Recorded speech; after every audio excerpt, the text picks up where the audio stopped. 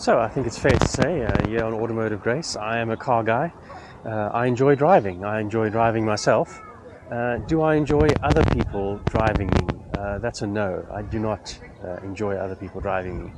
So I think it's fair to say that I prefer driving myself, or essentially letting nobody else drive. So with that in mind, what I've done is, here in San Francisco, I have ordered myself a driverless taxicab to take me back to the hotel because I'm not feeling very well and there's a long queue for the cable car. So yeah, we'll see how this works out. I've ordered it on the app. It's based on a Jaguar F-Pace electric car, and they drive around San Francisco. They are completely autonomous. They have no driver, and it apparently will come and pick me up, and apparently it will drive me to my hotel. So let's see how that goes. And according to my app, there's a little map here showing me where my car is, and it'll be here in 4 minutes. And I'll know that it's my car because it'll have my initials on the roof, so that I don't take the wrong car. So yeah, what could possibly go wrong? Well, apparently that's my car on the screen about to turn the corner, and there in the distance I can actually see it. There it is.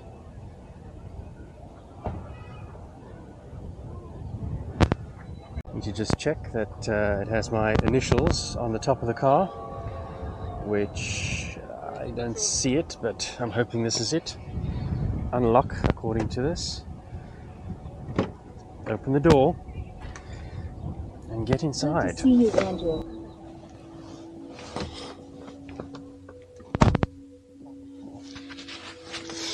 Just going to put on the seatbelt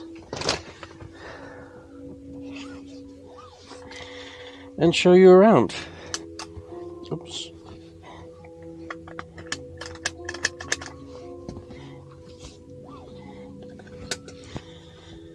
Right, here we are in a driverless taxi car, and there's my welcome. Hello, Andrew. Yeah. Start ride. And here we go. Hello, from Waymo. Notice there is no driver in this car. There is just a passenger because, as you know, I prefer that nobody drives me. But the need to buckle up is the same as always. So we shall see. This is a bit of an experience for me, and who said I wasn't a risk taker? And who said we don't take risks on Automotive Grace? Improve our products and more. But our microphones are only on when you're connected to rider support. So it says drop off in 14 minutes. Let's see. You can also use the app or passenger screen Yeah. to speak to a rider support agent. It is kind of weird. I won't kid you. Keep your seatbelt fastened and You can remain add in the stops car unless there's along the an line emergency. on the app. The car will drop you off, and then it'll disappear, and it'll come and pick you up later, all for the same cost. Relax, and thank you for riding with us. So they say relax and thank you for riding with us. I don't know about the relax thing, but we'll give it a go.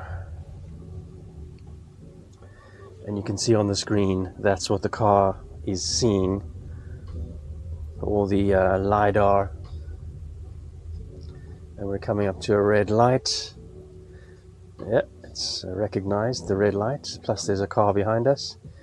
And there's a person crossing the road on the right. Yeah. And some people on scooters on the right hand side. Let's wait for that light to turn green.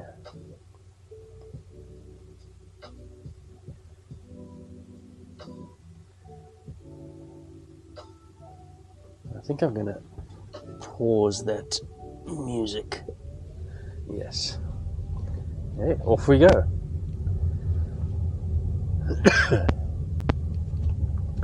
Now I was hoping to take the scenic cable car back, but there was a huge queue. I think it would have taken probably 45 minutes, an hour standing in the sun waiting. So I thought, as I'm not feeling very well, why not do something like risk my life on a driverless taxicab?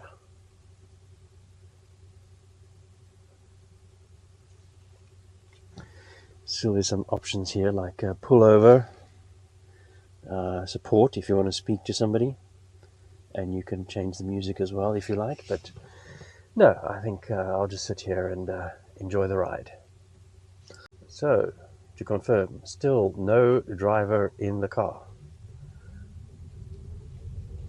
Now these Waymo taxicabs can take up to 4 people, 3 in the back and 1 in the passenger seat in the front, but you are not allowed to sit in the driver's seat, which I guess makes sense, because where would the invisible driver sit? Indicating, looks like we're going left.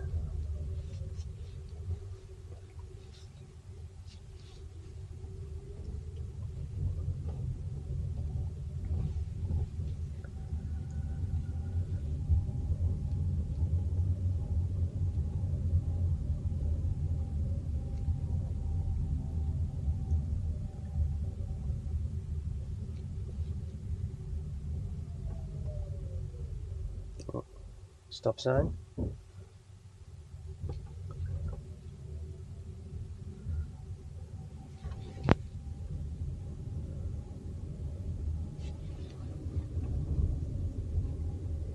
Another stop sign coming up.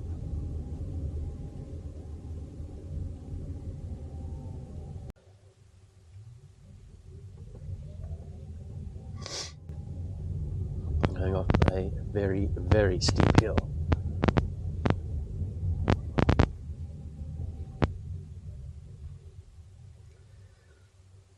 Oh, there's another Waymo taxicab ahead of us. Gives you an idea of what it looks like with all the radar and LiDAR detectors attached to the bodywork.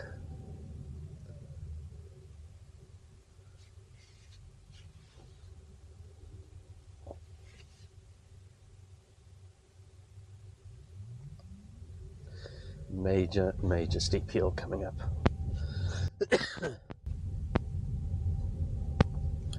I guess at some point when the battery starts getting a bit flat, they must return to a home base to be plugged in, to be recharged, as there are electric cars. Whoa, that's quite the steep hill.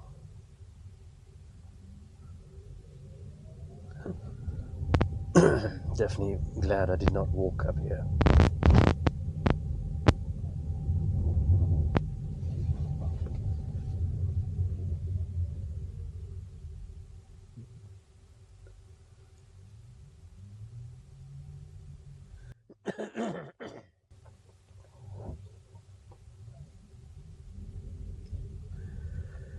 Now, with every ride, it adds to the database of knowledge of Waymo. So, I mean, there must be thousands of these driving around constantly in San Francisco, all times of day and night, gathering information. So, it works within the downtown area and the surrounding area. They do not do motorways or highways, so it's purely a city-based driverless cab. So yeah, you can just order it on the app. It arrives at your door, and it takes you wherever you want to go. Wasn't too expensive, which is good. I guess the invisible driver is working for less than minimum wage.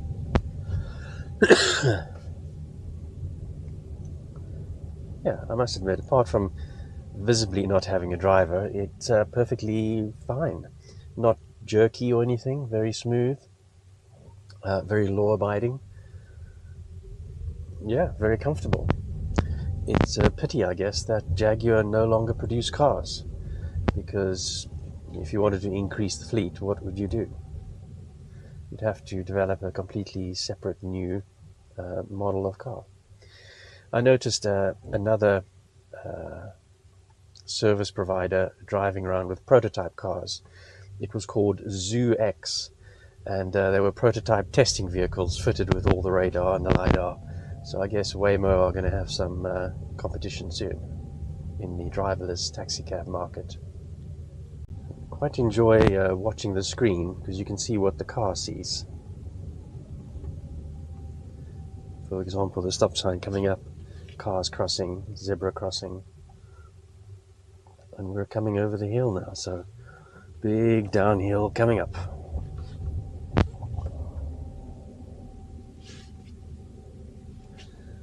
Whoa, that's quite the hill.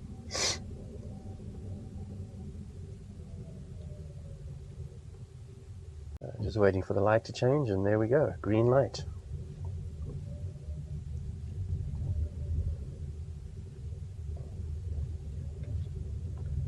Whoa, major hill.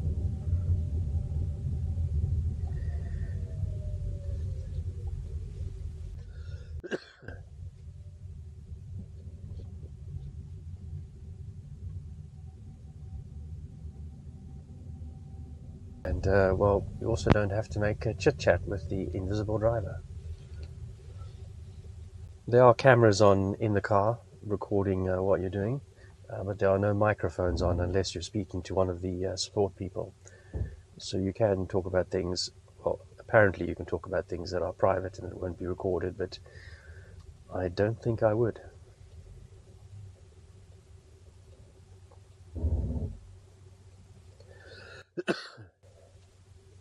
Oh, drop off in 3 minutes. So that was a ride from Fisherman's Wharf on the west side of San Francisco to Union Square, which is kind of in the central downtownish Market and Powell. And it was around $16 something for the ride.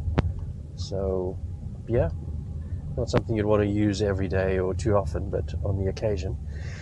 And for the benefit of my subscribers, I'm well capable and willing to spend $16 for some good content.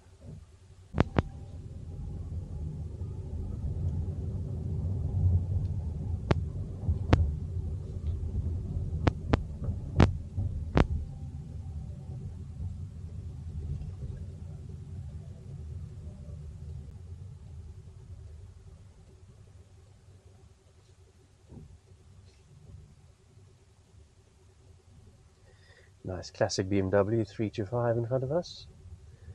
Not the i, interestingly enough.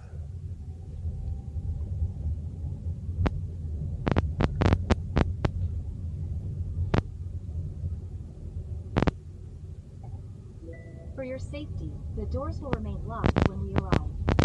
Pull the handle twice to exit. The first pull unlocks, the second opens the door.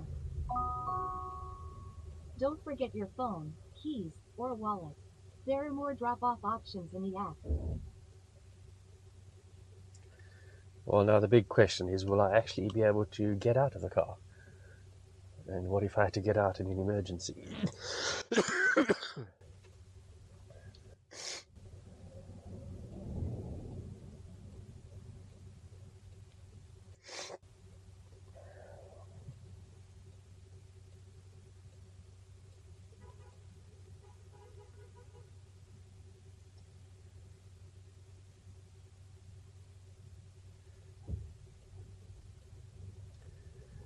Right, finding a spot to pull over. Let's see how this works.